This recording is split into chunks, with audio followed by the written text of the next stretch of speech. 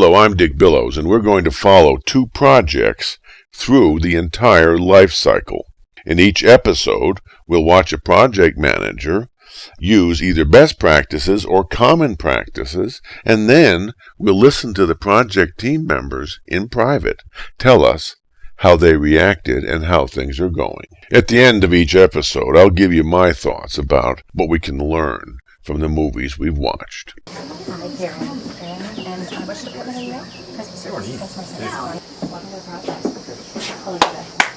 Guys, you all met our new project manager, Elizabeth Norton? The new project, XJ17, is going to carry this company to the top. But the key thing is the completion date is October 15th, which means everybody has to have their part of the project done by October 15th or head will roll. You're with me on this, aren't you, Elizabeth? Mr. James, I don't think that we should blame our team members if they fall short and don't reach the deadline. That's usually a bad estimate, and that would be my responsibility. Fair enough. But upper management is putting a lot of pressure on me that we hit the October 15th date. So it's on you. When I know what you want and how much work it'll take to deliver it and how many people I have, then I'll calculate the completion date and work exceedingly hard to achieve it. Elizabeth, I was looking for a lot better commitment on it than that. Delivering on my commitment is very important to me, Mr. James. And when I give you my commitment, it'll be based on data and be real and not just hope. Fine. We'll discuss that later. But one thing I want to tell you, what's going to make this project even better, is the XJ17 is going to come out with new high-tech packaging. None of our competitors will be able to touch it. Henry, we talked about that, and we both know it just doesn't work.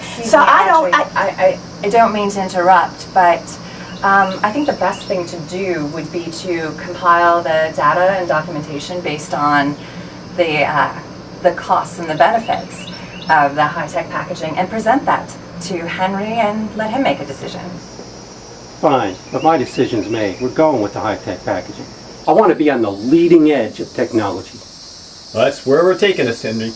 Right to the front of the information revolution. Will there be documentation this time? Or we have to guess how it works as usual? With intelligent users and good software, you don't really need documentation. The screens have everything you need on them. There's not going to be any user documentation? The important thing is that Melvin's software works and people know how to use it. We'll make sure of that, Mr. James. Since we want user-friendly software, we'll measure that the customer service representatives can learn the software in 15 minutes and still work at their current performance level. How do I do that? Software guru, I'm sure you'll figure it out. That's different. But it'll be up to Melvin to make sure this works. Am I going to be working with Melvin? No, Chris. I think the best thing for you to do would be to work on the documentation so that we can maintain the system if Melvin runs off to Nepal. It'll also give you a great opportunity to learn how Melvin works, as well as learn the software. Everybody got that? Great. Let's enjoy the refreshments and get started on XJ17 tomorrow.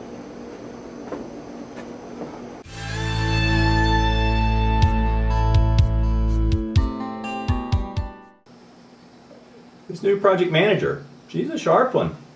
But she's not going to change the way I write computer code.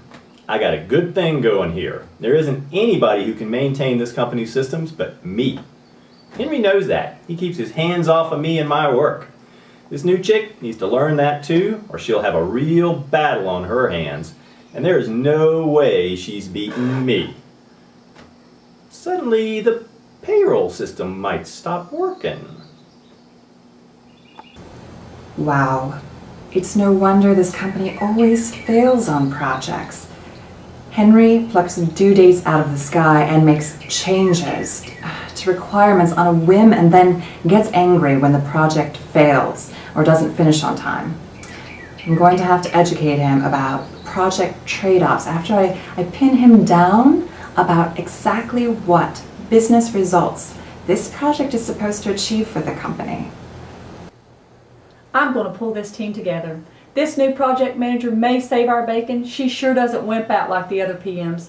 On the other hand, Henry may just fire her tomorrow. But maybe, just maybe, sales will not get screwed on the XJ17 like on all the other new product releases. Okay, we've seen the effective project manager in action. Probably the most impressive thing about Elizabeth's performance was how she handled the sponsor and how she defended her team. From the opening, she was stepping between the sponsor and her team, clearly establishing the go-through-me kind of thinking, and she took responsibility for things like finishing late and saying the team members shouldn't be blamed. It was her responsibility. Very courageous. You don't hear this very much, but we'll see the benefits that Elizabeth reaps in terms of the project team's attitude when we listen to what they have to say. Clearly, they feel she's on their side and is not going to leave them alone to take the blame on this project. So she's done some very important things with that, taking responsibility and defending the team in the first meeting. A second very impressive aspect of Elizabeth's performance was how she handled this sponsor when he pressed for a commitment to a due date. She did not wimp out, which is what we see all too often. Instead, she made the very reasoned case, until I understand what you want, how much work it'll take to give it to you, and how many people I have, I can't possibly commit to a due date. When the sponsor pressed her, she was even more impressive, talking about how important her commitments were and how she didn't give commitments that weren't worth something and based on data. Two very impressive answers, and she backed the sponsor off. A third very impressive element of Elizabeth's performance was how she handled the technical guru who was obviously used to getting away with BSing the users who didn't understand what he does. She didn't get into the technical details. She simply put the technical guru in a small little box where he was accountable for achieving a business result that everybody could measure. So she's giving him a great deal of independence, but she's also made his accountability clear.